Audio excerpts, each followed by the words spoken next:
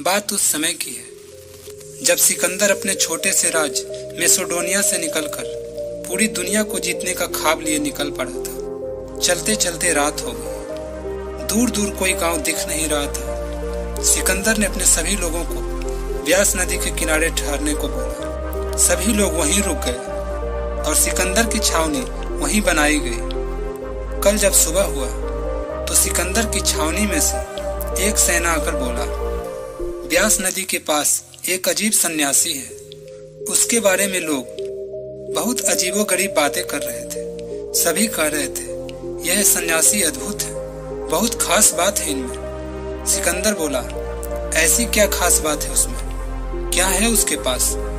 तब उसने कहा, ताज्जुब की बात तो यह है कि उस सन्यासी के पास कुछ भी नहीं है, यही खास बात है। उसने कहा, वे सन्यासी यहाँ अकेले रहते हैं। दूर दूर तक न तो खाने पीने की कोई व्यवस्था और न रहने का प्रबंध। फिर भी दूर दूर से लोग उनके पास अपनी चिंता, दुख, तकलीफ लिए आते हैं और अपनी सारी समस्या दूर कर यहाँ से चले जाते हैं। चाहे कितना भी दुखी आदमी क्यों ना आए, उनके पास आने के बाद सभी की सारी समस्या, चिंता खत्म हो जाती है। तब सिकंदर बोला, तब तो हम जरूर उस सन्यासी से मिलेंगे। सिकंदर अपने कुछ लोगों के साथ व्यास नदी के किनारे उस सन्यासी के पास आया। वहां सन्यासी को देखकर सन्न रह गया।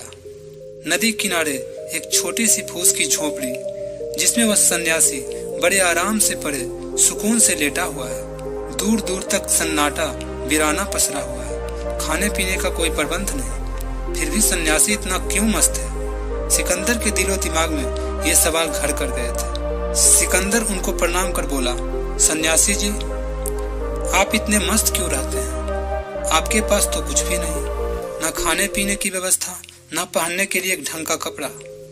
दूर दूर तक कोई गांव भी नहीं दिखता, फिर भी आप इतने खुश क्यों रहते हैं? तब सन्यासी बोले, तुम्हारे पास तो बहुत कुछ है, मैं तुम्हें नहीं जानता, लेकिन क्या तुम खुश हो, खुद में संतुष्ट हो? सिकंदर उनकी बातों को सुनकर आश्चर्यचकित रह गया। वह कुछ सोच नहीं पा रहा था, मैं क्या बोलूं, क्योंकि वह सच में संतुष्ट नहीं था। उसके दिमाग में एक अजीब सी उलझन चलते रहती थी। उसने कहा, नहीं सन्यासी जी, मैं संतुष्ट नहीं हूँ, मैं चिंतित हूँ। मेरे मन में एक अजीब सी उलझन है। सन्यासी ने कहा, तुम क्यों चिंतित हो? क्योंकि मैं पूरी दुनिया को जीतना चाहता हूँ। तुम पूरी दुनिया को जीतकर क्या करोगे?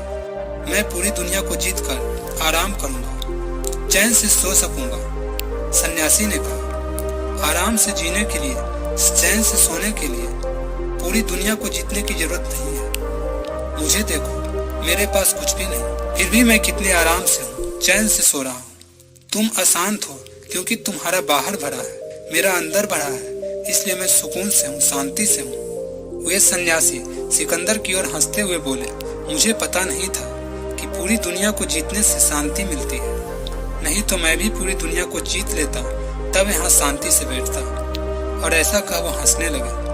सिकंदर को समझ आ गया कि वे हमारी मूर्खता पर हंस रहे हैं। सिकंदर बोला, लेकिन मैं आपके जैसा नहीं बन सकता। आपके जैसा बनने के लिए इतनी हिम्मत चाहिए जो मेरे पास नहीं है। मैं सिकंदर पूरी दुनिया को अपनी तलवार के दम पर हिला देने वाला सिकंदर आज आपके सामने नतमस्तक होता है।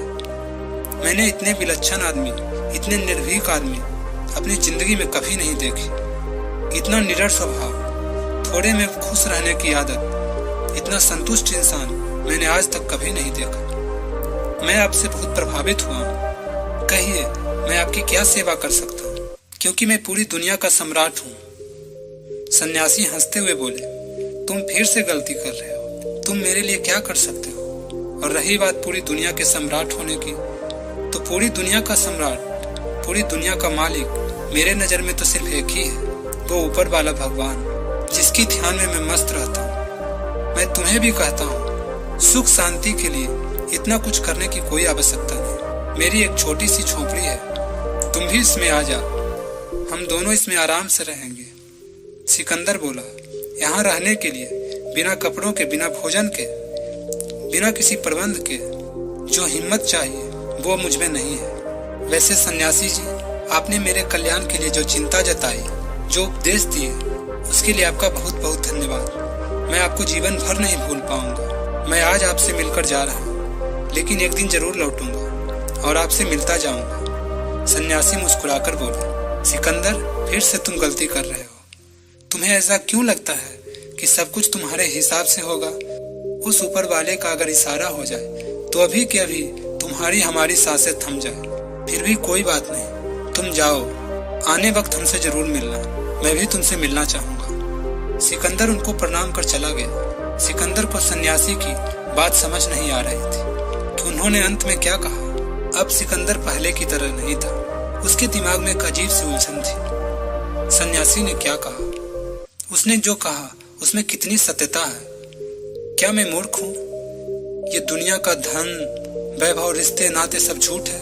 क्या मैं ये विश्व विजय के लिए जो निकल पड़ा हूँ ये सही नहीं है? फिर भी सिकंदर ने छोटे बड़े कितने राज्य देश जीते, बहुत सारे नरसंहार करने के बाद अब वो एक दिन लौटना चाहता था। तब उसने अपने मंत्री से कहा, मुझे उस सन्यासी से फिर से मिलना है।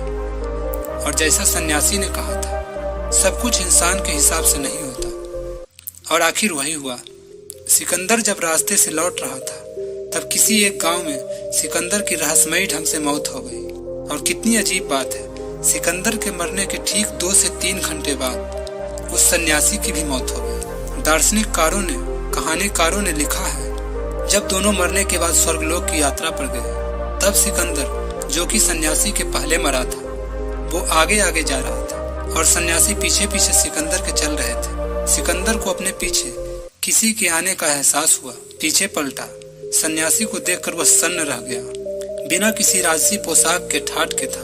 अब वह उनसे नजरें नहीं मिला पा रहा था। ये सन्यासी फिर से हंसेंगे हम पे। आज मेरे शरीर पे कपड़े नहीं, आज मैं और ये बराबर है। अब ना ही तो उसके पास उसकी सेना थी और ना वो राजसी पोशाक। सन्यासी ने हंसते हुए बोला, सिकंदर, मेरे पास आ जाओ। मुझमें और तुझमें आज कोई अंतर नहीं। उस समय सम्राट होने के कारण तुमने मेरी बातों को नजरअंदाज कर दिया था। जिस राज्य वैभव को जीतने में तुमने पूरी जिंदगी लगा दी, जिस शांति को पाने के लिए तुमने इतने मार काट किए, उस शांति को मैं बिना कुछ किए जीता रहा। तुम उस शांति के सोच में रहे और मैं उस शांति को जी चुका।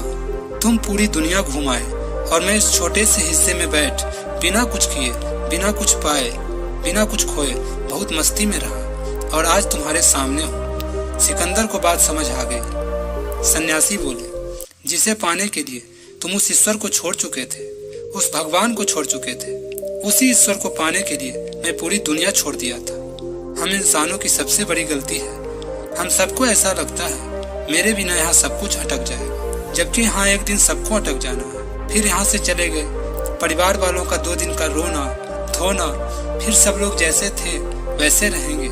यहाँ किसी के मरने जीने से किसी को कुछ खास फर्क नहीं पड़ता, सब अपने अपने मसले में गुल हैं। सिकंदर ने सन्यासी को प्रणाम कर बोला, काश मैं उस दिन आपकी बात समझ लेता। और सिकंदर को अपनी भूल का एहसास हुआ। तो बस आज के लिए बस यहीं तक। मिलते हैं फिर अगले वीडियो में एक ऐसे ही प्रेरणादायक कहानी के साथ। वीडियो के अंत तक बने रहने के लिए आपका बहुत बहुत धन्यवाद। अगर आप मेरे चैनल पे नए हो तो प्लीज चैनल को सब्सक्राइब करके बेल आइकन का बटन दबा दें, ताकि हमारे वीडियो का नोटिफिकेशन आप तक सबसे पहले पहुंच सके।